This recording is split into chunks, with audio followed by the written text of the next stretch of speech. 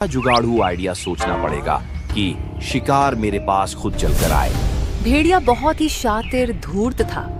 वह कोई ऐसा तरीका ढूंढ रहा था जिससे वह आसानी से शिकार ढूंढ सके। सुनो गधे भाई, क्या तुम इस लकड़ी के गट्ठे को उठा सकते हो? यह अनुमान से ज्यादा भारी है।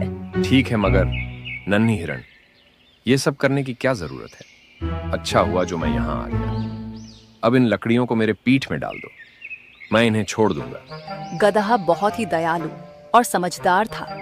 वह हर किसी की मदद किया करता था। एक दिन भेड़िया बड़ी ध्यान से एक स्थान पर बैठकर सोच रहा था। तभी एक बैल उसके पास आया। क्यों भाई भेड़िए, ऐसे क्यों बैठे हो? बाबा बनने की सोच रहे हो क्या? यहाँ से चुपचाप खिसक ले, अभी कुछ गहरी बात पर विचार कर रहा हूँ। मर फिर यहीं, मुझे क्या लेना देना। तभी उसके दिमाग में एक उपाय आया। अरे वाह, इस बैल ने सारी प्रॉब्लम सॉल्व कर दी। अब मैं कल से इस जंगल में बाबा बनकर आऊंगा। अगले दिन मैं अब शांति प्रिय भेड़िया बन चुका हूँ। इस संसार से मेरा मोह उठ गया है बालक। पहले मैं नादान था, बेवजह यहाँ वहां घूमता रहता था और किसी भी जानवर की हत्या करके उसे खा जाता था। अब मुझे दिव्य ज्ञान मिल चुका है। जाओ जंगल में ऐलान कर दो, ज्ञान बाबा इस जंगल में अपना आशीर्वाद देने आए हैं। हिरण भेड़िए की बातों में फंस चुका था। वह सभी जानवरों तक ये बात फैला देता है कि भेड़िया अब ज्ञानी बाबा बन चुका है। हिरण की बात सुन के सभी भेड़िए के पास पहुंचे। और मैंने सुना है कि तुम बाबा बन गए हो। बाबा तो कभी शिकार नहीं करते, ऐसे में तुम क्या खाओगे?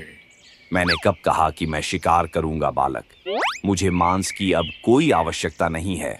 मैं तो फल खाया करूंगा। तुमने बाबा बनने की शिक्षा कहाँ से ली? मैंने ध्यान किया बालक। उस ध्यान में मुझे प्रभु ने आशीर्वाद दिया और कहा कि मैं इस जंगल का कल्याण करूं।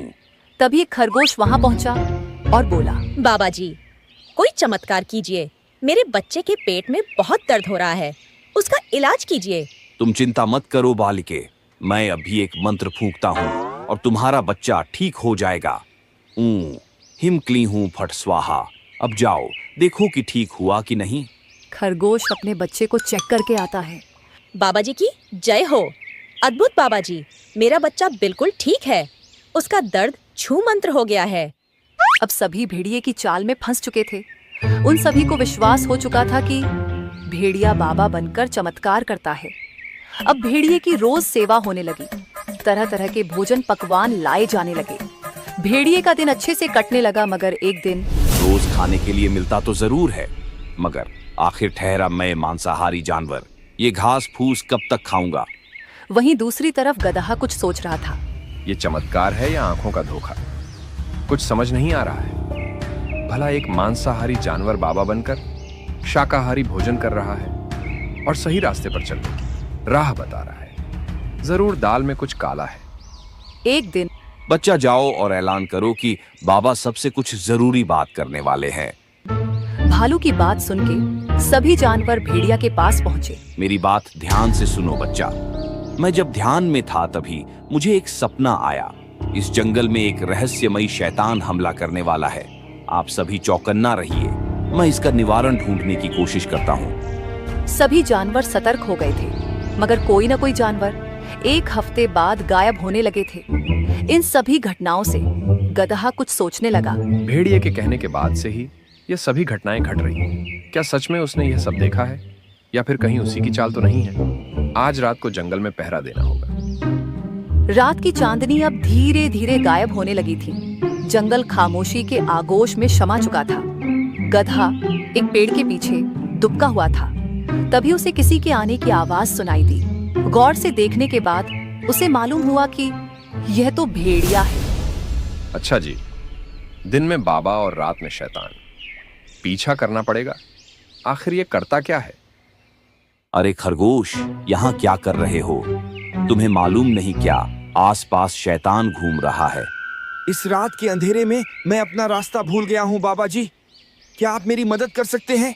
अरे मेरे साथ चलो, मैं तुम्हें रास्ता बताता हूँ, मोक्ष का। और भेड़िया उसे झाड़ियों में ले गया और उसका शिकार कर दिया। गधे ने सारी घटनाएं देख ली थी। अगले दिन बाबा जी, मेरे पति अभी तक घर नहीं पहुँचे। अपनी दिव्य शक्तियों का इस्तेमाल करके पता लगाएं कि वे कहाँ हैं। इसमें ध्यान लगाने की कोई जरूरत नहीं है। मैं बताता हूँ कि तुम्हारा पति कहाँ है।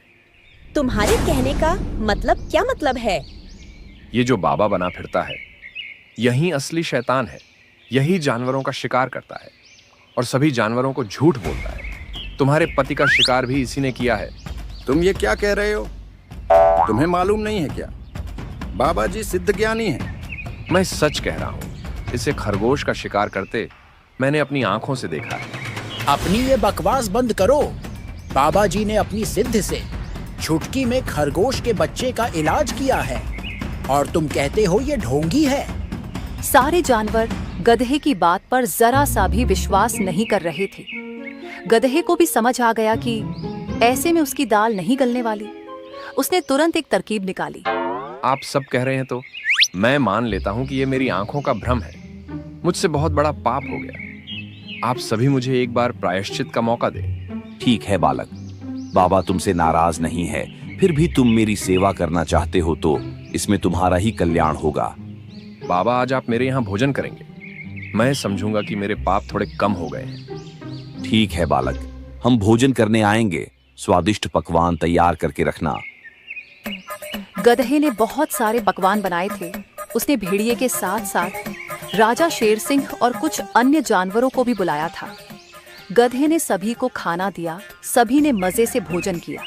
लेकिन जब भेड़िए ने भोजन किया तो उसे तेज जलन होने लगी। गधे ने जानबूझकर उसके खाने में तीखी मिर्च डाला था।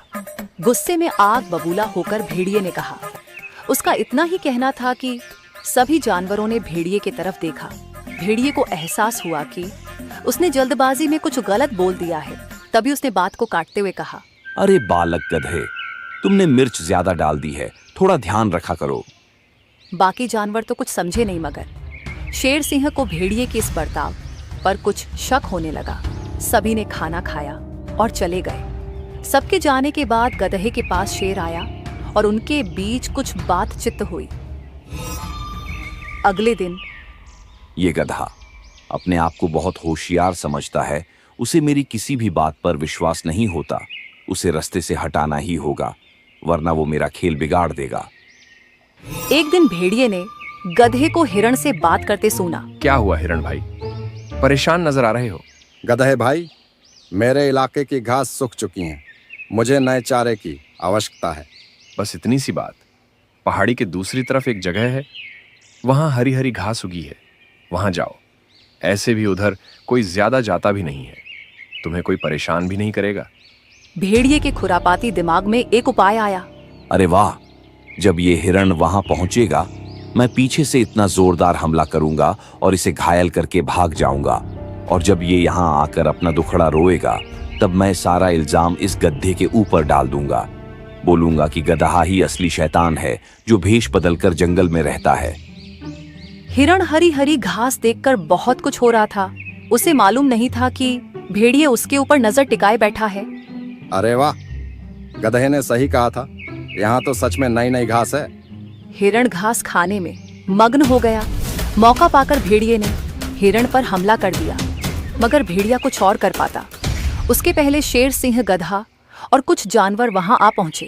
रुक जा ढोंगी, तुम्हारा खेल खत्म हुआ। छोड़ दे उसे। महाराज, आप यहाँ कैसे? आप जो समझ रहे हैं वह सब गलत है। मैं तो बस हिरण की सुरक्षा के लिए यहाँ मौजूद हूँ। अच्छा, उसकी सुरक्षा के लिए या उसे अपना निवाला बनाने के लिए? अच्छा, तुम सबको मेरे खिलाफ भड़का रहे हो गधे, ताकि तुम मेरी जगह ले सको। अरे चुप हो जा ढोंगी। और कितने झूठ बोलेगा? मीठी मीठी बातें कर सभी जानवरों को भ्रम में रखा और सबका शिकार करता रहा और इल्जाम उस शैतान पर डालता रहा जो दिखाई भी नहीं देता। भेड़िया बुरी तरह घबरा गया था। उसकी पोल खुलते देखकर उसने गिड़गिड़ाते हुए कहा, महाराज, मुझे माफ करे। तुम्हारी माफी नहीं सजा होगी। वो तो अच्छा हुआ कि गधे ने खाने पर बुलाया और तीखी मिर्च तुम्हारे खाने में डालकर तुम्हारा मुंह खुलवाने की कोशिश की।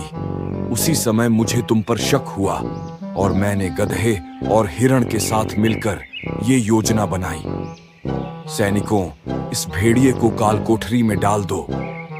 रुकिए महाराज, मुझे एक बात जाननी है कि इसने खरगोश के बच्चे का इलाज बैठ बैठे कैसे किया? मैंने खरगोश के बच्चे को एक जड़ी बूटी खिलाई थी जिससे पेट में गैस बनती है और थोड़ी देर तक दर्द होता है, मगर बाद में दर्द अपने आप कम हो जाता है।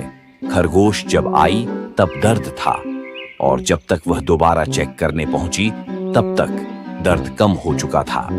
गधे की योजना से भेड़िए की सच्चाई सामने आ गई थी। सभी जानवरों ने गधे से माफी मांगी और कसम